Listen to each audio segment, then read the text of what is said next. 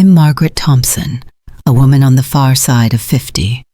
For years I got used to being looked down on, tagged with bruising labels.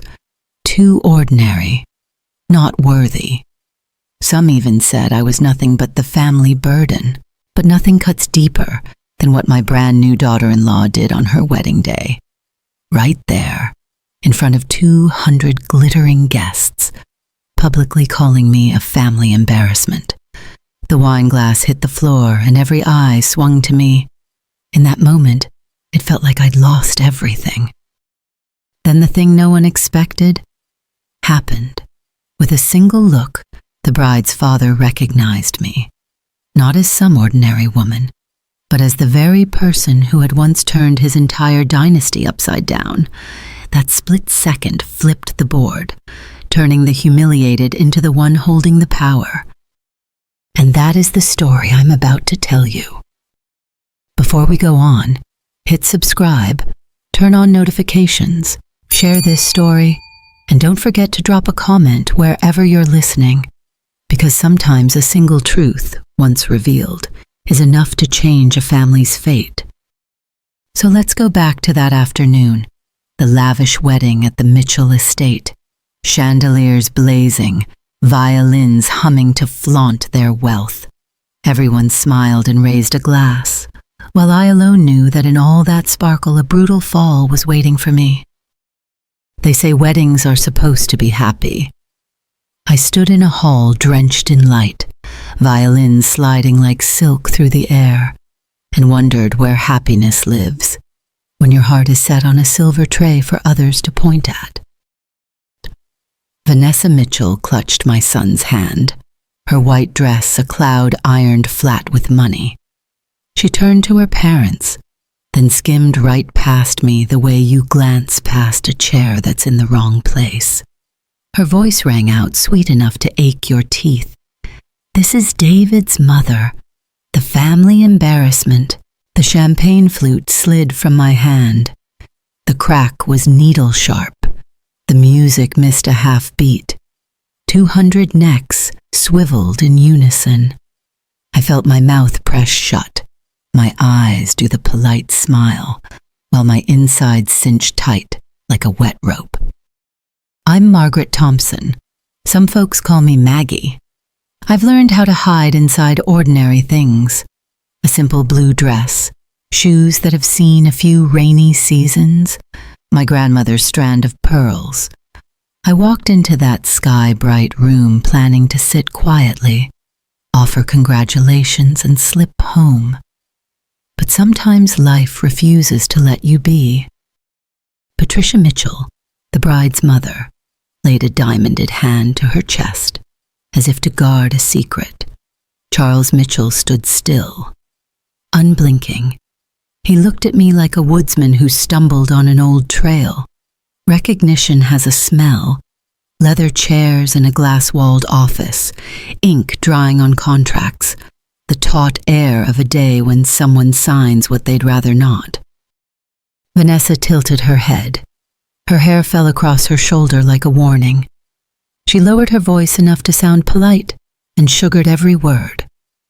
"I think everyone should know exactly what kind of family they're marrying into, don't you?" David gave a strained smile, the same look he wore as a boy when he knocked over a vase. "My son is gentle, and his goodness worries me." A guest coughed. The sound ricocheted off the crystal dome and dissolved into the overdone flowers. I bent, picked up a shard of glass, like picking up a tiny piece of my own face. When I straightened, I caught Charles's eye. The white of his collar seemed whiter. He murmured just for me, "You're Margaret Thompson." I gave him my church smile, the kind you use so you don't offend God. "Yes, I'm David's mother, and someone who knows when to be quiet." Vanessa flicked her hand like dropping a curtain across a doorway.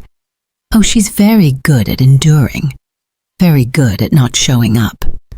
The table laughed on cue. To me, the sound was the rattle of dry bones. A waiter swept in, replaced my glass. On his tray, the new flutes shone, clear, clean, pretending nothing at all had happened here. I nodded thanks, edged in and sat still. I've lived long enough to know some insults aren't worth financing on the installment plan of outrage. The speeches started. The best man told a few harmless stories about David. People laughed, and I laughed softly too. The child who once gave a pencil box to his third-grade crush now stood here promising forever. I wanted to believe those vows were oak, but in this room, oak made banquet tables. Vows were decor. At the family table, a Mitchell aunt asked what I did. I told her I'm retired. I garden, read, and go to church on Sundays. She nodded, the kind of nod that crosses you off the list of people worth remembering. I drank some water. It was cool. My chest felt hot. When the couple took the dance floor, the lights pooled on them like an electrical blessing. Over David's shoulder, Vanessa looked at me and smiled, thin as a blade. I answered with the smile of an old tailor who knows exactly where the fabric will tear. For the toast, Charles rose. His voice was low, with a slight quiver, like a string pulled too tight. He thanked everyone, talked about love, family, duty. Heavy words, brass-weighted. Then he stopped, looked straight at me. On his face was something no one else caught. Only I did. Recognition. Because 3 years ago, in another lit room with no flowers, he sat across from numbers that do not lie. And a woman in a blue dress, like the one I'm wearing now, sat silent while the lawyer spoke for her. That signature saved many people and shamed one. Charles has not forgotten. Under the table, David's hand found mine. "Mom, you okay?" I squeezed back. "I'm fine. The kind of fine you learn after you step back far enough to see the whole room." The party rolled on. I smelled cake, sugar thick, heard glasses clink like hail. Vanessa drifted past my chair, close enough that her perfume settled on my shoulder like a cold scarf. She whispered, "Don't misunderstand, Margaret. I just want everything clear for our family." I looked her in the eye.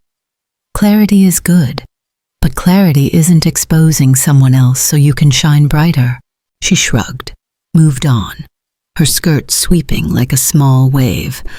I thought of my grandmother's fairy tale about someone who wore a new coat every season and one day discovered the brightest thing about her was the emptiness.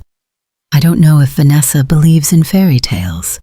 I do know that in this country we rewrite their endings daily with contracts and bank statements. A little later, Charles drifted over. He didn't look at me, looked at the middle distance, like one glance might spill what he was holding. "You were in a meeting," he said slowly, "a meeting I haven't forgotten." I tilted my head. At my age, you don't have many memories left to choose to remember or forget at random. If you chose to remember, there's a reason. Patricia appeared behind him, her hand on his elbow like a polished bridle. She smiled, topped off my wine, voice smooth as cream. "Please overlook it if our daughter was a bit impulsive. She's young." I answered, "Youth isn't a license to hurt people." She faltered, then turned away like someone blaming the wind for making their eyes sting. The band slid into a slower song. David asked me to dance, and in the arms of the boy who once fell asleep on my shoulder on the city bus, my heart eased. "Are you happy?" I asked. He nodded. "I think so." I didn't press. Some answers only time can write. When the music stopped, the MC steered everyone to the garden to cut the cake. I followed the current down the stone steps, the chill coming up through my soles. Fresh-cut grass scented the air. Lanterns hung along the path, honey gold, gentle as a late apology. I stood off to the side and watched the many-tiered cake billow like a cloud. Beneath clouds, people shrink, and pride shows its true gait. Vanessa gripped the knife. David placed his hand over hers. People counted 1, 2, 3. At the same moment, Charles turned to me, and the pretense left his face. He spoke so softly the wind barely had time to carry it. "You're not just anyone. You're the one who bought Mitchell Holdings." My glass trembled again, not from fear, but because it was time to stop being the misplaced chair. I looked at Charles, then at Vanessa, and finally at my son. I smiled, the smile of someone who's heard a door open without a creak. "We'll talk later," I said, just loud enough for the right ears. A test firework pricked a white dot into the sky. Someone cheered. I didn't watch the fireworks. I watched the darkness threaded between 2 garden lights, where a draft made a narrow corridor. That's where my story stepped over a threshold. And if you think that little public humiliation was the worst of it, wait until the wind lifts the curtain. At the end of that path, what's waiting isn't cake, it's a truth sharp enough to cleave a family in 2. I'm the kind of woman you'd pass in a supermarket and forget by the time you reach the parking lot.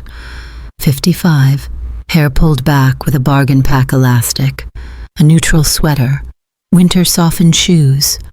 I drive an old sedan, the sort that runs fine if you change the oil on schedule and ask nothing of it but patience. Neighbors call me Miss Maggie, the one who waters the plants at dusk and wheels the trash to the curb right before the truck comes. I don't make noise. I learned to walk softly on the floors of my own home, as if someone were sleeping there, and I didn't want to wake them. I'm a widow. Tom, my husband, died 5 years ago. The kitchen still holds the kettle he loved, though it's old now and weeps a thin line of water every time it boils.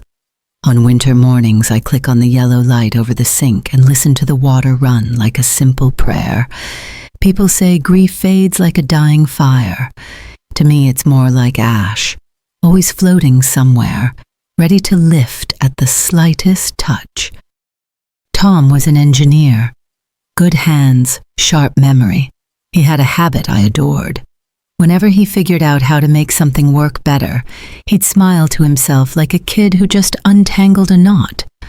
The day he laid a schematic on our kitchen table for an energy-saving system for batteries, I knew something was different.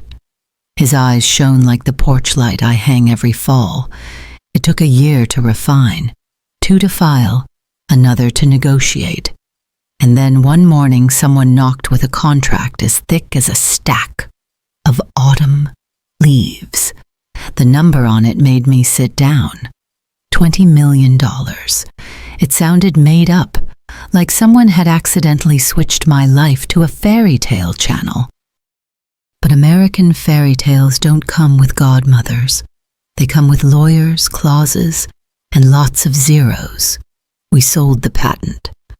Tom and I just looked at each other in silence. The bank account got noisy. Our small house had never been so quiet. I poured his coffee and asked, "Now what?" Tom said, "Now we learn how to keep what we have without losing who we are." So we read. Library books on investing with that damp paper smell, old articles, Tom's pencil-heavy notes. I can't read circuits like he could, but I read people. I watched crowds cheer the headlines and slink away when the market turned. We chose another way. Slow, patient, unflashy. We bought small stakes in companies with real bones, more doing than talking, picked up a cheap house in an up-and-coming neighborhood, and rented it for a fair price. Little profits, but little rivers become a current. 3 years later, 20 became 50. 5 more, it became 200.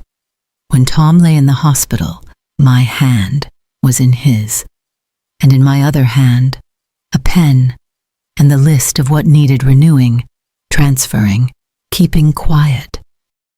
I kept quiet. I sold the sports car he once dreamed of but never drove and traded it for the sedan I drive now. I tucked the expensive ring in a box, then sent it to church as an anonymous scholarship. I taped pieces of my life back together with clear tape, the kind you only see if you stand close and tilt it toward the light. David, my son, assumed I lived on a pension and a bit of his father's insurance. I let him. He works, pays his mortgage, brings home office stories, late shifts, difficult bosses. I pour tea and tell him some things money can't buy. That's true. It's also true money can buy the quiet needed so those values don't get sold cheap. I chose quiet. For him, for me. David has never asked me straight about money. He's kind, and his pride is sturdy like the day he first learned to drive. He wants to stand on his own legs. I won't turn those legs into a chair, so I hid it. I parked everything behind a door of numbers and a tangle of boringly named LLCs. I nodded when people showed me coupon apps, thanked the neighbor who dropped off a pumpkin in the fall. I can count money, but I can also count looks. And I've counted one simple thing. The moment you say a number, people turn into math. People think I'm poor because I don't flash diamonds.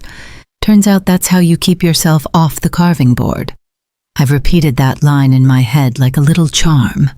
It sounds tart, but it's the slice of lemon that keeps you steady amid the glitter. Hiding poor is easier than hiding rich. Hiding rich means walking past windows without stopping.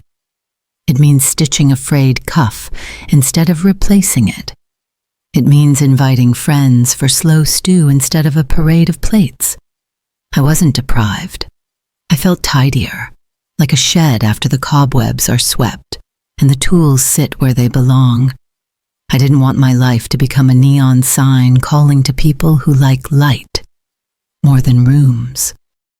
Let me be clear, we didn't win the lottery. We did the homework. We lost a few small hands to win bigger ones. When the market turned its back, we didn't cry for rescue. We pulled in, counted again, and waited.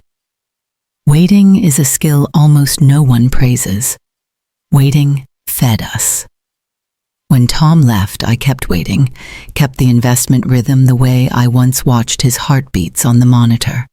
Even, patient, unboastful. I live quietly, not out of fear. I live quietly to protect the most fragile thing I have, my son's heart.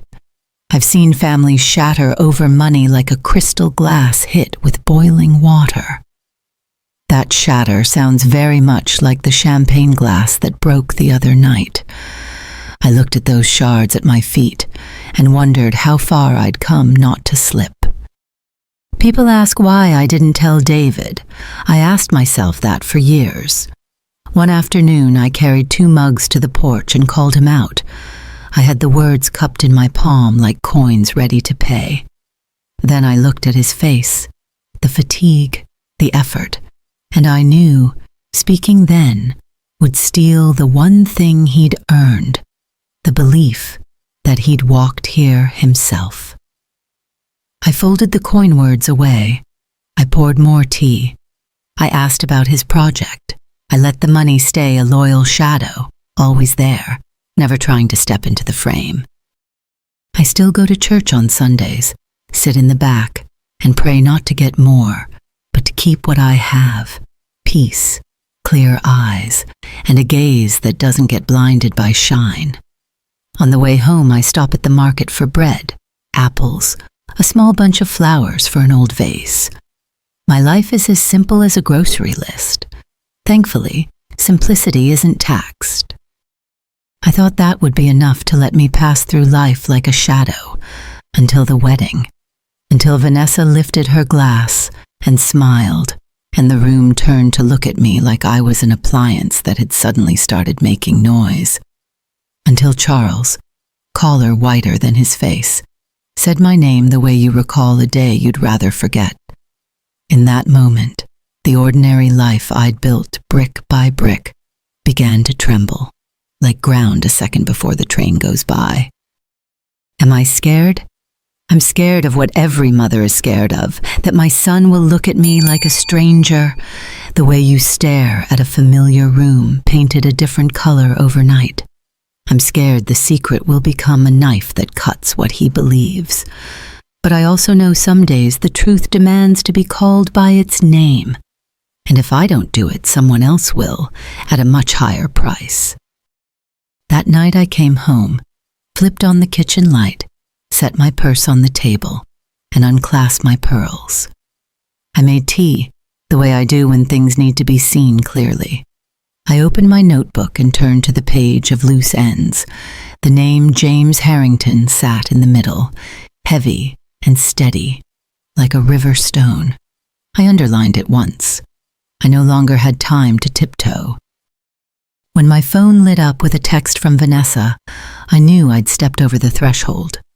Lunch tomorrow. We have a few family matters to discuss. I set down the cup. The water was at that perfect drinkable cool. I took a sip and felt my heartbeat change. Tomorrow I would stop being the woman you forget in the parking lot. Because when someone thinks they're shining a light on you, sometimes their light reveals what they don't want to see. And in that light, another face appears, smiling slowly, like an old greeting people have tried very hard to forget. The music in the ballroom floated like a silk scarf laid over the whispers. People laughed, toasted, blessed the young couple. But amid that sea of faces, one gaze never left me. Charles Mitchell's. He stood a few tables away, tall in a tailored tux, yet his eyes trembled like a candle caught in a draught. I'm used to looks, contempt, pity, even curiosity. His was different. It held a memory, the kind you lock in a diary and shove under the bed. He set his glass down, lips barely moving, just loud enough for me alone. Margaret Thompson, weren't you the one in that acquisition meeting? The room around me seemed to freeze. I saw Vanessa, my brand new daughter-in-law, looped through David's arm, her smile bright on a perfectly made-up face. She turned, ready to show her parents the glitter of her wedding ring, and then his question stopped her cold. In a heartbeat, her color shifted, pink to white, to the pale bruise of a crushed petal.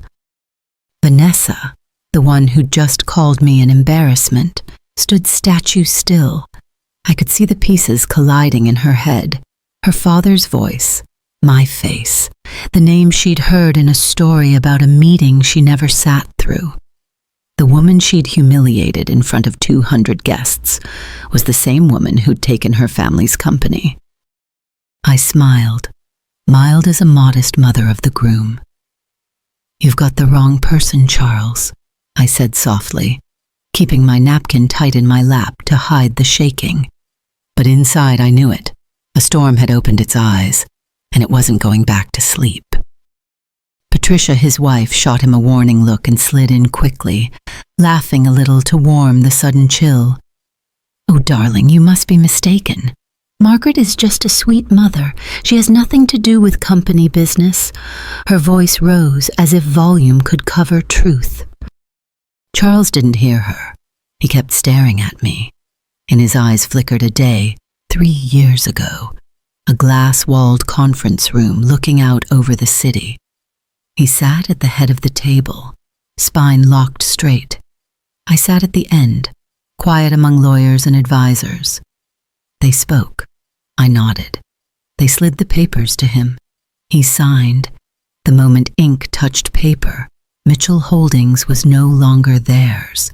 It belonged to a shell company I controlled, and he had no idea. Vanessa swallowed, loud to me as a knife scoring wood. Daddy, what do you mean? Her voice shook, but the surface manners held. He didn't answer right away. His hand drifted toward me, trembling, as if to touch a ghost. She was there, he whispered. That day, She's the one who took everything. I kept my face calm, but every word he spoke hit my calm like stones on a still pond. Ripples. I couldn't stop. I'd spent 15 years building a quiet wall, living small so no one would suspect. And now, in a single evening, that wall was cracking in front of my son on the happiest day of his life. David looked from his father-in-law to me, eyes unsettled. "Mom, what's going on?" The question was low, but the confusion rang through every syllable. I turned to him and laid my hand over his the way I used to when he fell off his bike and needed help to stand. "Nothing right now, sweetheart," I murmured. "This isn't the moment." But Vanessa wouldn't let go. "Embarrassment?" She repeated her own word, and now it sounded like a sentence boomeranging back. Her eyes went wide, her lips trembled, and she glanced around, terrified the guests had heard it all. A few had. They were already whispering, eyes cutting sideways toward us. The air pressed heavy. Patricia tugged her daughter's arm, hissing, "Smile, Vanessa. Don't let them see." But it's hard to hide when the mask's true color has already shone through. I drew a breath, keeping my shoulders steady. I'm no stranger to being dismissed, but tonight was different. The truth was on my side. I didn't need to brag or say a word. I only had to let Charles's memory do the talking. The reception churned on. The band tried to play louder, as if sound could smother silence. It couldn't. Music can't swallow truth. Vanessa clung to David, a pasted-on smile fixed to her face, but her eyes gave her away. She was afraid, the kind of fear you feel when the financial strategy you married starts tightening into a net around you. I sat back and sipped water, the cold slipping down my throat. People can call me anything they like. Humble, invisible, even family embarrassment. They forget one thing. Even the dark can carry a spark, waiting for a match. And tonight, under warm lights and waltz-time strings, someone just struck one. If Vanessa thought her little public humiliation was the knockout blow, she miscalculated. From the moment her father said, "Margaret Thompson," the real fight began. And I, the woman they assumed would fade into the wallpaper, am about to prove that some shadows, when they step into the light, are blinding. The next morning, just as I was pouring my first cup of coffee, my phone lit up. A text from Vanessa. "Are you free for lunch today? There are a few family matters we should discuss." Family matters, she wrote it like I was both indispensable and an obstacle to be removed. I knew that lunch wouldn't be casual. It was a trap laid with white tablecloths, utensils placed just so, and expensive wine to cover the scent of ambition. I agreed anyway. Not because I wanted to hear Vanessa, but because I wanted to see just how smart she thought she was. The restaurant sat on a downtown corner, all mirror-bright glass and chairs, wiped within an inch of their lives. When David and I walked in, Vanessa was already there. A bottle of Bordeaux, priced like a week's wages for most families, sat open in front of her. She stood, arms outstretched, smile wide, as if we were the dearest of kin.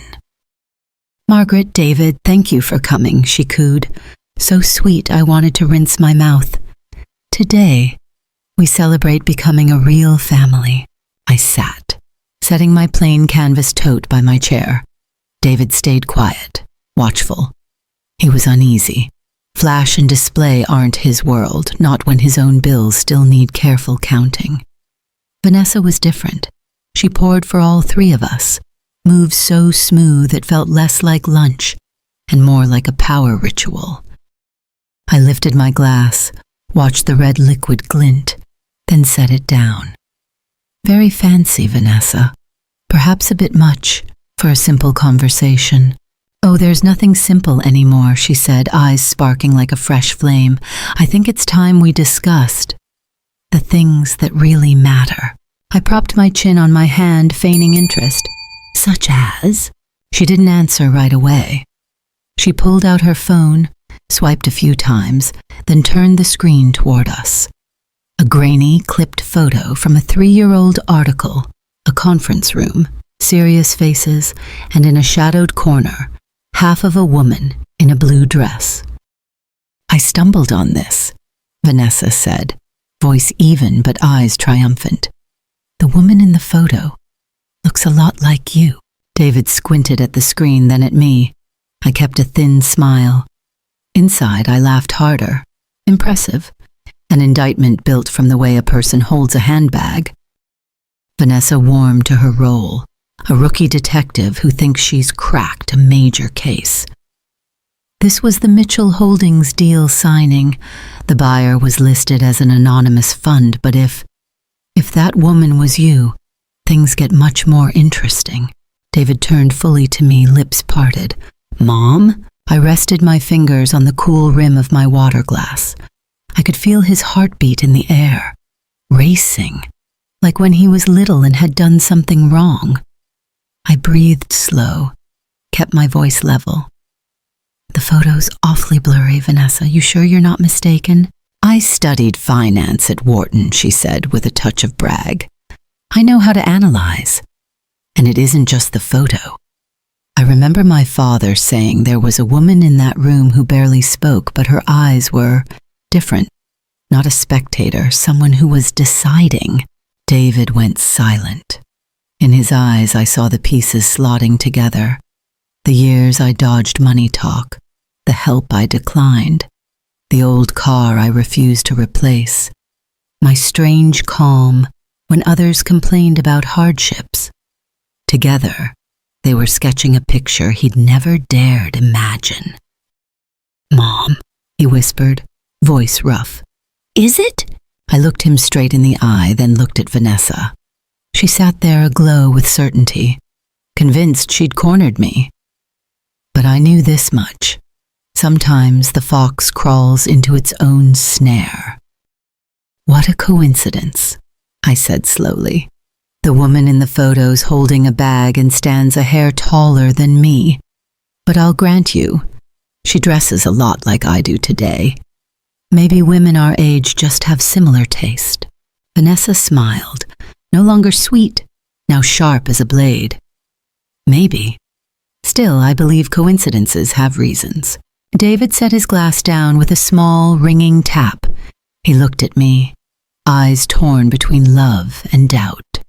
And in that moment, I knew I couldn't hide much longer. I leaned back and drew a deep breath. Inside me, the wall I'd built for 15 years began to crack. I tried to give David a youth untainted by big numbers, to let him believe sweat and effort build a life. Vanessa, phone in hand, ambition in her eyes, had just done what I wouldn't, yanked the curtain down. Lunch limped on in silence, all knife and fork on porcelain. I let Vanessa think she'd won, because in this game, the person who thinks they hold the secret is usually the one who doesn't realize there are secrets beneath it. When we stepped outside, David slowed, his eyes still on me. "Mom, I need you to explain." Tension carried his voice, but underneath was hurt more than anger. I put a hand on his shoulder. "I will, just not here." Through the glass, I could still see Vanessa at the table, that thin smile on her lips, certain she'd found the key to a vault. I turned away, a prickle creeping up my spine. This wasn't the only trap she'd set. Lunch was just the opening shot. Vanessa thinks she's uncovered a seismic secret. She doesn't realize that with every curtain she tugs, she's dragging herself closer to a dark room. And in that room, there isn't just truth. There's a knife I've already sharpened for the counterstroke. Some nights I can't sleep. Not because of age and not exactly because of Tom. It's because there's this feeling in my chest, The kind you get when you hear a window rattle in the wind and just know a storm is coming. After that lunch, I sat in my familiar kitchen, watching my reflection in the teapot, and realized I needed to know exactly what Vanessa was doing behind my back.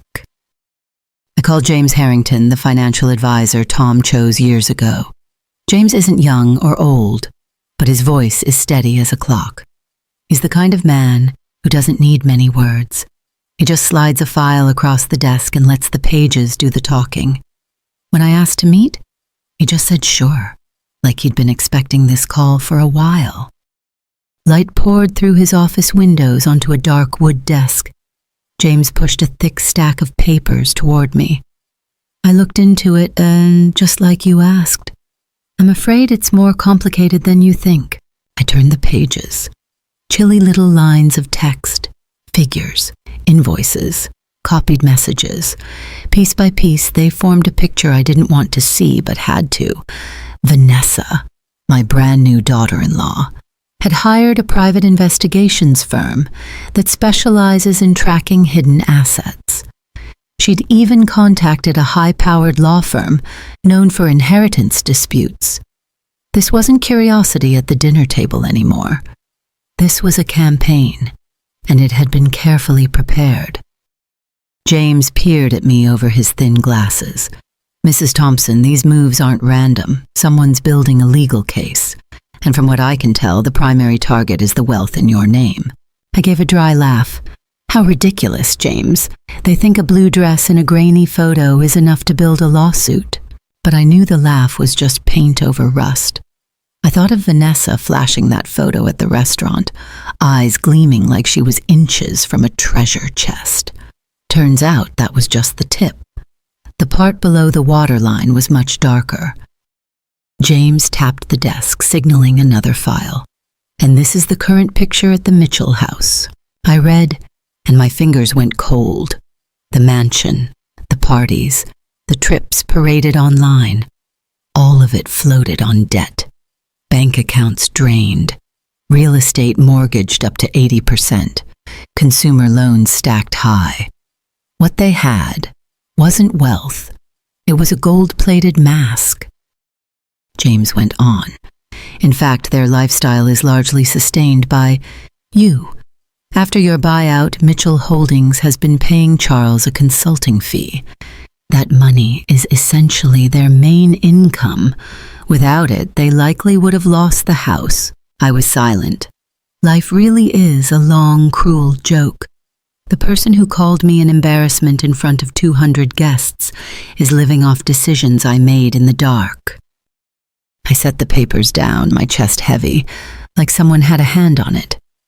That girl didn't marry my son for love. She married him like an investment. The words came out bitter as medicine. In my mind, I saw David's face on his wedding night, lit with happiness, holding his wife's hand with simple faith. He believes in love, the way young people deserve to. And here I was, his mother, reading proof that the marriage was signed like a business deal. James nodded slightly. He didn't try to comfort me. Some truths hurt worse if you pad them. I stood and walked to the window. Down on the street, life hustled on. People rushing across crosswalks, worrying about dinner, bills, work. I envied them. Their lives might be hard, but they're honest. Me. After 15 years of hiding, I was getting dragged into a chess game where no one cares, whose heart gets crushed, only who wins. I turned back, voice slow but firm. James, this isn't a family spat anymore. It's a war, a strategic one. He looked at me, a glint in his eye that was part warning, part encouragement. If you choose to fight, you'll have to go all the way. Once they've hired a PI, they won't stop because they're scared. I tightened my grip on my bag, resolve settling in. I've sat in boardrooms gone mind to mind with numbers and with men who dismissed a quiet woman like me. I can do it again. Only this time the battlefield isn't just business, it's blood. I left his office and drove my old sedan down familiar streets. Wind slipped through the window seams, carrying exhaust and the scent of heavy decisions. I stopped at a red light, watched it stain the pavement, and thought, time to stop hiding behind humility. If Vanessa wants to play predator, she's about to learn she's not the only one with teeth. Back home, I opened the file cabinet and spread the financials across the table. The numbers danced, not to show off, but to remind me that every dollar I have was traded for judgment, patience, and sacrifice. I won't let anyone, least of all a grasping bride, turn that into a tool to manipulate my family. Night fell. I sat by the window with a steaming cup of tea. In the glass, I saw myself. Not the woman people forget in a crowd, but someone who just accepted a declaration of war. If Vanessa thinks a PI and a law firm are enough to seize what's mine, she's forgotten one thing.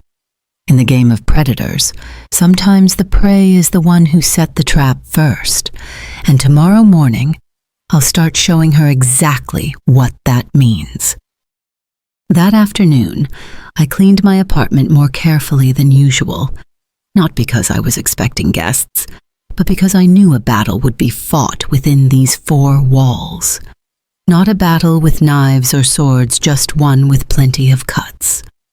I laid a clean tablecloth, set out a cheese plate, sliced a few apples, and opened a mid-shelf bottle of wine, the kind no one can praise and no one would brag about. I made everything deliberately ordinary. Right at 6, the doorbell rang. David stood there, looking spent, eyes heavy as if they were carrying stones. Beside him was Vanessa, gray work dress, sleek hair, a fat folder in her hand like she was about to pitch on Wall Street. She walked in like she owned the place, her gaze scanning the room and stopping on the modest bottle of wine. I saw the corner of her mouth lift, half sneer, half smirk. "Thanks for seeing us," David said, voice tight. "Vanessa has some ideas about our family's future." Vanessa sat, opened the folder. The papery rustle sounded like a blade tearing the calm I'd tried to keep. She smiled and began, "Margaret, after our recent talks, I realized we need a new direction. A family fund, a shared platform to protect assets and make a social impact.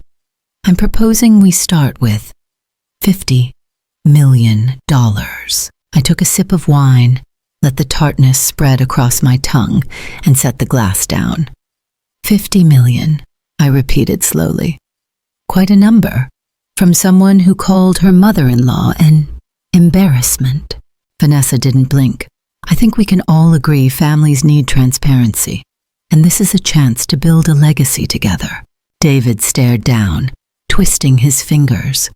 I could see him caught between love and fear. He's always believed that if you work hard and love enough, things turn out. Life isn't that simple.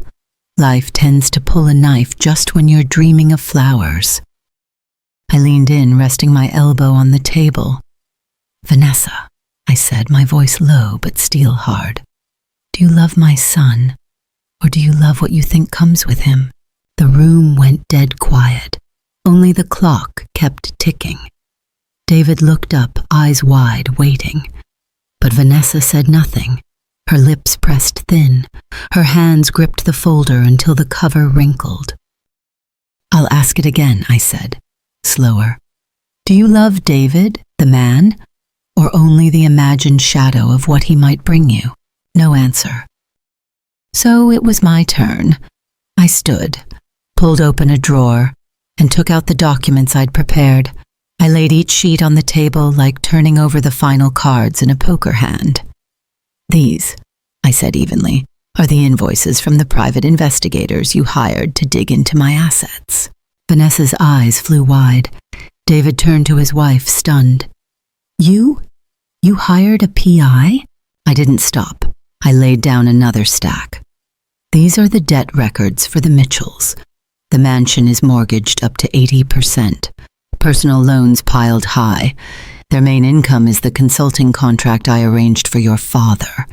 Without me, they would have lost everything. David's hand shook up to his forehead. Oh my God! Vanessa tried to steady herself. I only wanted certainty. A family needs to know where it stands. What about this? I took out a USB stick and slid it into my laptop. A voice filled the room. Vanessa's, crisp and cold. I'm tired of dating men who can't provide financial stability. I need someone with secure prospects. David went still. I looked at my son and watched the light in his eyes fracture. You see, David, this isn't love. It's an investment. And the investment is you. Vanessa shot to her feet, face burning. That's not the whole story. Everyone wants stability. I do love David. Her voice trailed off, nowhere to land. David sat there, hands slack. How could you? In that moment, my heart both won and lost. Won, because the truth finally stood in the room with us. Lost, because I saw my son go numb before the woman he'd trusted. Vanessa sank back into her chair, eyes glossy but dry. She didn't cry. She was still calculating. And I knew this wasn't her retreat. Someone like Vanessa, cornered, will look for another exit, even if it opens onto a cliff. I gathered the papers and slid them back into the drawer. That's enough for tonight, I said, closing my voice like a door. We see each other more clearly now, but I'm afraid this is only the prelude. David stood, backing away like someone waking from a dream. Vanessa stayed seated, staring straight ahead, the fox not yet willing to leave the den. I looked at them both and sighed. If you think this is just a family matter, you're mistaken. This is a chess match, and anyone who sits down at the board should be ready to lose more than they planned.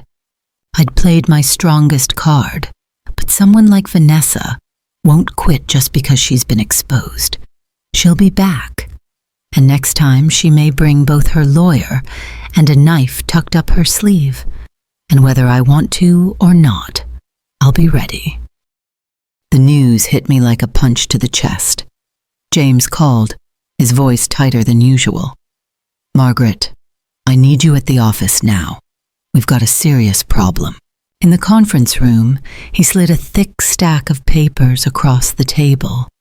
A bright red seal from the securities regulator stamped the first page. I read and felt my blood go cold. Vanessa had filed a formal complaint accusing me of concealing assets, committing fraud in investment deals, even hinting at money laundering. A daughter-in-law, the same woman who'd smiled and called me mom at the altar, and now she was wielding the weapon of an entire government agency. I let out a short laugh, no joy in it, more like steel striking flint. You can win this, James said, but it'll cost time and reputation. Vanessa's playing the you have more to lose card, and regulators never hurry. I sat quietly, eyes on the window and the steady flow of traffic. I knew what Vanessa really wanted, money. And when someone's that thirsty, a deal can be faster than a war. We set the meeting in the gleaming office of Vanessa's attorney, Marcus Webb. The wood table shone under the lights. On my side, James and me. On the other, Vanessa, her parents, Charles and Patricia, and Marcus in a dark, expensive suit. The air was thick. Marcus opened smoothly. Mrs. Thompson, my client believes that to resolve this amicably, we need transparency. The best path is to create a family trust to manage the assets. Everyone will sit on the board, transparent and fair. Patricia nodded. Charles stayed silent, eyes drifting. I looked at Vanessa. She sat ramrod straight, triumph glinting in her eyes, as if she'd pinned me in a corner with no exit. I leaned back and took a sip of water. A family trust, I repeated. meaning my assets are controlled by a board that includes people who, as of yesterday, hired private investigators to tail me, filed complaints against me, and smeared my name. Vanessa smiled. That sounds a bit harsh. We're family. Families share, don't they? I gave a cold smile that seemed to drop the room's temperature a few degrees. Family doesn't hire lawyers to tear each other apart. Family doesn't drag each other into court. And family, Vanessa, doesn't marry my son like he's a financial product. David went pale. He sat between us, hands trembling, a man forced to choose sides in a fight nobody wanted. I looked at my son, then straight at Vanessa. If you want a settlement, I have a proposal of my own. I set my hand on the table and tapped a slow rhythm with my fingers. $5 million in cash. The Mitchells keep the house. Charles keeps his consulting contract. In return, Vanessa disappears from my life and David's. Completely. The room went dead still. Marcus raised an eyebrow. Mrs. Thompson, are you saying you're willing to pay to end your son's marriage? I met his eyes, steady. No. I'm paying to buy my son's freedom. The difference is this. That marriage died the moment Vanessa turned it into a financial project. I'm just settling the final invoice. Vanessa's mouth fell open. Her hands clamped the chair arms. Patricia hissed under her breath. Charles stared down, his face crumpling like a sheet of paper. David's breathing quickened. His hands clenched his knees. Mom, you can't do that, David stammered. I turned to him, softening. David, I can't decide for you, but I can show you the truth. If Vanessa refuses the $5 million, that means she values you more than money. If she takes it, you'll know exactly who the woman you call your wife really is. The silence felt like a storm about to break.